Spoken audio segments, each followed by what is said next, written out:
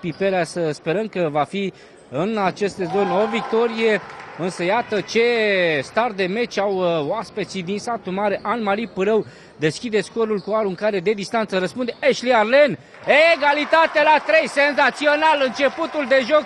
În 24 de secunde am văzut două aruncări de distanță. Arlen ne-a obișnuit și în turul de campionat cu astfel de aruncări, atunci când are posibilitatea de la 2 puncte. A fost Freeman, Shenica Freeman, cea care joacă de 1 an și jumătate la satul mare.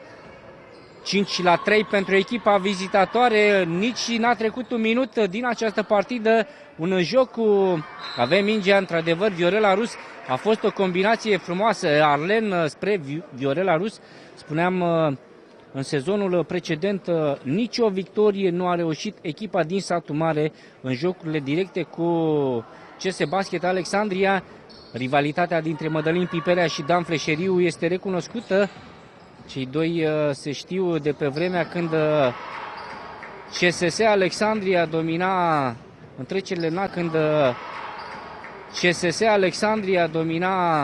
în trecerile naționale de junioare under 90. A fost un fault făcut de americanca Chelsea Lions, prima greșeală a jocului, 5-3, în minutul 2 al meciului. Anne-Marie Pârău, 2 libere pentru ea.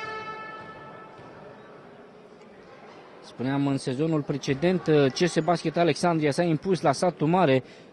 Poate ne-a așteptat pentru multă lume, 69-66 a fost în acel meci, în jocul retur disputat acum un an de zile, mai exact la începutul lunii februarie 2012.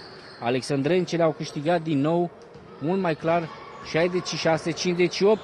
însă per total performanțele dintre cele două echipe au fost favorabile alexandrencelor. Performanțele pe plan național au aparținut însă echipei din satul mare.